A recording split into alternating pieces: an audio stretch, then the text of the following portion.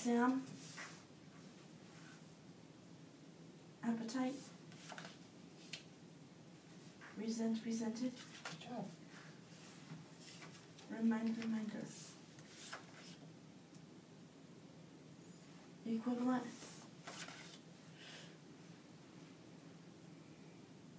Advised. A apple, a cake, Assumed. I itch, I like I. Nice job. Career. Misspell. Good job. Numb. Here's your favorite one.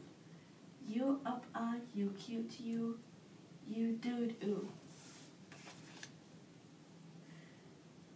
Blinding. Feet,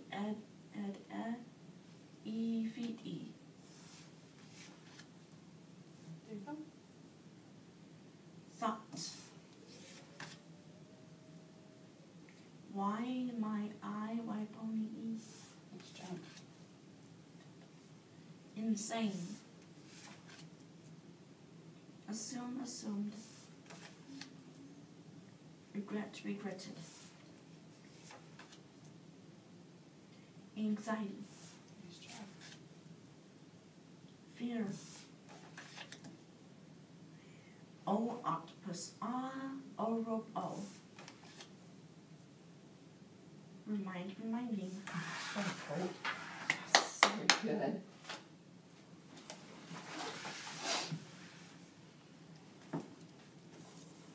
Define, expect.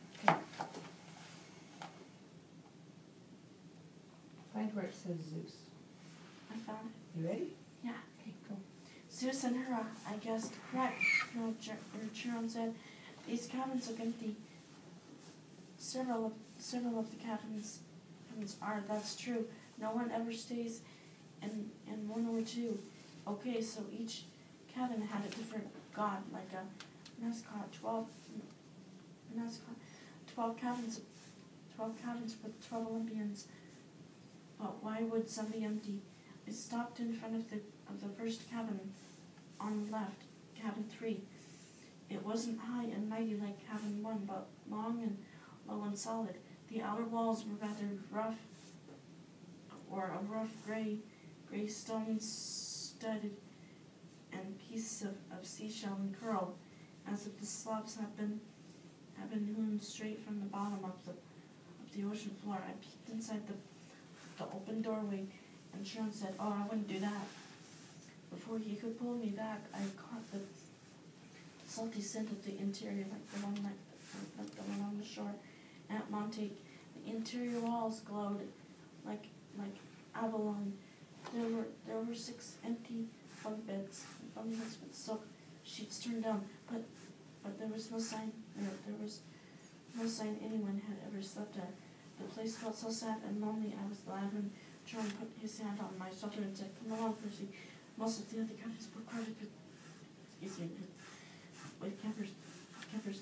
Number 5 was bright red around that nasty pink job as if the color had been splashed with buckets and fists. The road was lined with barbed wire. A stuffed wild boar's head hung over the doorway, and its eyes seemed to follow me. Inside, I could see a bunch of mean-looking kids. Okay, 247.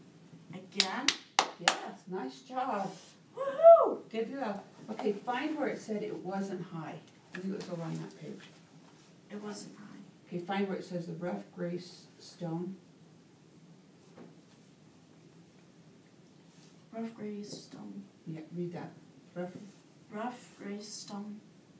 Keep going. Studded with pieces Okay, of seashell. with. You missed the word with. With pieces of seashell and curl. Okay. Okay. All right. Ready to do it again? Yeah. Ready? Go. Zeus Zeus and Hera, I guess. Correct, Sharon said. These cabins are empty. Several of the cabins are, that's true. No one ever stays in one or two. Okay, so each cabin had a different god, like a mascot.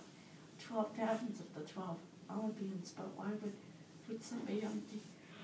I stopped in front of the first cabin on the left, cabin 3.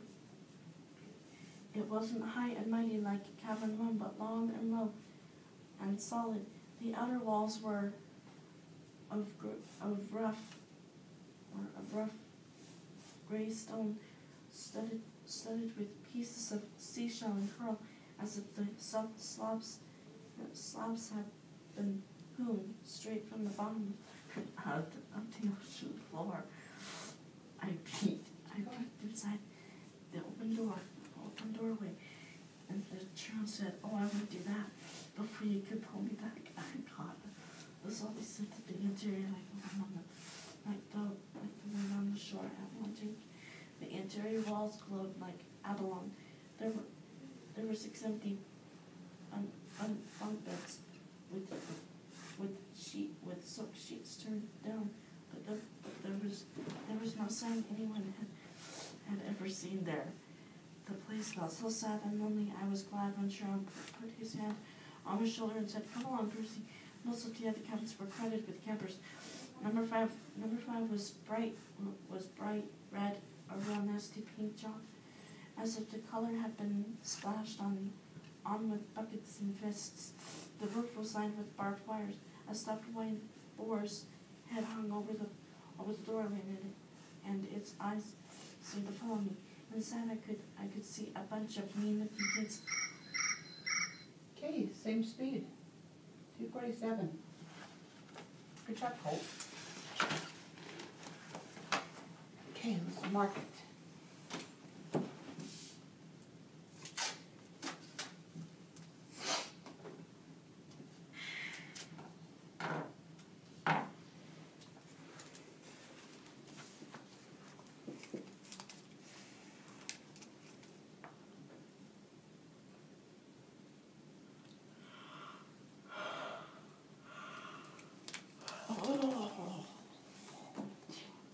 You tired?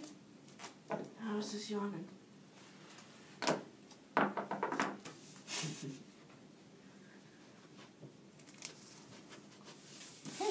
Fill it.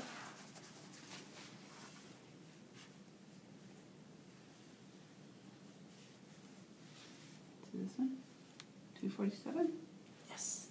247. Yes. We're going to have to get new charts because look, there's 250. Nice job.